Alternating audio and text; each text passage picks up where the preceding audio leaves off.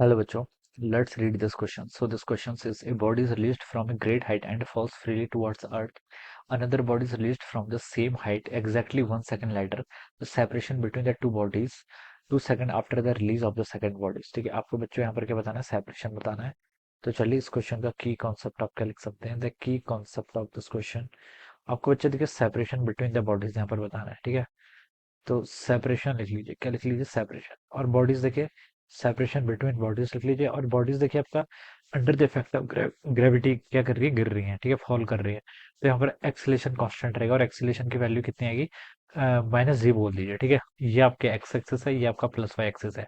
Acceleration downward लगेगा तो -g use कर रहा हूँ। ठीक है, बोलेगा कि body is released from a great height and falls freely towards the earth. Another body is released from the same height exactly 1 second later. ठीक है, एक ग्रेट हाइट है, मान लीजिए ये आपका एच हाइट है, कुछ बहुत हाई है। ठीक है, as compare to their displacement. ठीक है, एक बॉडी को हमने रिलीज किया। ठीक है, ये बॉडी मान लीजिए यहाँ पर पहुंच गई है। ठीक है, उसके जस्ट 1 सेकंड बाद ये बॉडी को हमने सेकंड दूसरी बॉडी को रिलीज किया। ठीक है, अब देखिए ये आपकी पहली बॉडी थी, दिस इज टू बॉडी। ठीक है, इन दोनों के बीच का टाइम का डिफरेंस कितना? Delta T. मान लीजिए 1 सेकंड बाद हमने दूसरी बॉडी फेंकी, बोला गया। अब आफ्टर 3 सेकंड देखिए यहाँ पर क्या हो रहा है? आपका टाइम 1 सेकंड। कुछ टाइम बाद देखिए ये बॉडी आपकी यहाँ पहुंच जाएगी 3 सेकंड में। ठीक है, this is our first body और सेकंड बॉडी आपकी यहाँ पर कहीं पहुंच जाएगी। This will be second body. और हमसे बोल रखा है this separation between this two bodies, इनके बीच की सेपरेशन बतानी है हमें। ठीक है, यहाँ पर टाइम कितना हो गया बच्चों? यहाँ पर टाइम आपका t = 3 सेकंड हो गया टोटल। ठीक है, अब बच्चों सेपरेशन बताना है। ठीक है, एक्सेलेशन आपको पता है, डाउनवर्ड दोनों बॉडीज मूव कर रही तो डिस्प्लेसमेंट तो आपका नेगेटिव होगा, डाउनवर्ड डायरेक्शन में आएगा। ठीक है, तो जो भी आएगा नेगेटिव आएगा। ठीक है, एक्सेलेशन पता है, एस पता है। ठीक है, दोनों को हमने देखे फॉल फ्री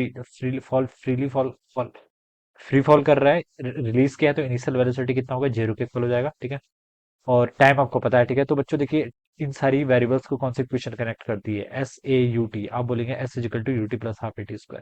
तो इस इक्वेशन का क्या करेंगे बच्चों? यहाँ पर हम यूज करेंगे। ठीक है, इनके बीच की सेपरेशन बतानी है हमें। क्या बतानी है? इनके बीच की आपको यहाँ पर से सेपरेशन फाइंड आउट करके बतानी है। ठीक है, मान लीजिए पहली बॉडी ने अभी तक टोटल S1 डिस्टेंस ट्रेवल कर लिया। ठीक है, इनिशियल वेलोसिटी 0 थी, प्लस हाफ एक्सेलरेशन कितना है इसका? एक्सेलरेशन आपका g के इक्वल, g की वैल्यू -9.8 होती है, पुट कर ली, इंटू टी का स्क्वायर। पहली बॉडी को तो देखिए बच्चों 3 सेकंड हो गए, तो हम यहाँ पर क्या करेंगे? 3 का स्क्वायर। टोटल डिस्प्लेसमेंट इसकी कितनी आ जाएगी? सेकंड बॉडी का देखिए कितना होगा? इनिशियल वेलोसिटी उसकी भी जेरी है, हाफ एक्सेलरेशन कितना है? एक्सेलरेशन उसका सेम है, -9.8 इंटू टाइम का स्क्वायर। इसने देखिए 2 सेकंड लग गए इसको। ठीक है, डेल्टा टी देखिए इन दोनों के बीच का डिफरेंस कितना है? 1 सेकंड है। 3 सेकंड अगर इसने ट्रेवल किया तो बता सकते हैं 2 सेकंड। तो इसने 2 सेकंड इसने ट्रेवल किया होगा, तो यहाँ पर क्या हो जाएगा? आपका 2 का स्क्वायर हो जाएगा। ठीक है, आफ्टर 1 सेकंड। ठीक है, हाँ ये आ जाएगा। अब बच्चों देखिए इसको सॉल्व कर लीजिए। S1 की वैल्यू देखिए कितनी आएगी? अ, इनका डिफरेंस फाइंड आउट करना है ना। ठीक है, तो देखिए यहाँ से हम इसको सॉल्व करेंगे तो -4.9 आएगा। 4.9 इंटू 9 करेंगे तो आपका 44.1 हो जाएगा। ठीक है, और माइनस साइन इधर आ जाएगा, इतना मीटर। और जो आपकी सेकंड बॉडी होगी इसने कितना ट्रेवल कर लिया होगा? देखिए 2 से इसको करूंगा तो यहाँ पर -4.9 आएगा, और 19.6 हाँ 19.6 मीटर हो जाएगा। ठीक है, अब बच्चों मुझे क्या बताना है? इन दोनों के बीच की सेपरेशन बतानी है। तो देखिए ये कितना हो जाएगा? -44.1। ठीक है, प्लस आप कितना कर लीजिए? 19.6 कर लीजिए, तो 5 यहाँ पर आ जाएगा। 43 में से आप इसको घटाएंगे तो 24.5 मीटर। ठीक है, नेगेटिव इसलिए आ रहा है क्योंकि देखिए S1 - S2 हमने यहाँ पर किया है। ठीक है, जबकि जो आपकी जो आपका इनके बीच का सेपरेशन बोला गया तो हमसे सिर्फ मैग्नीट्यूड की बात करनी है। तो इसका जो मैग्नीट्यूड होगा बच्चों वो कितना आएगा? यहाँ से 24.5 के इक्वल आएगा।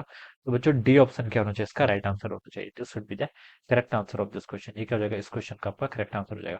नेगेटिव इसलिए आ रहा है क्योंकि हमने नीचे वाली डायरेक्शन को देखे, डाउनवर्ड को हमने नेगेटिव बोला है, और डाउनवर्ड ही तो मूव कर रहा है। ठीक है, इसलिए आपका ये नेगेटिव में आ रहा है। तो डी ऑप्शन क्या होगा इसका right answer? So I hope you all understood this concept. All the best and thank you.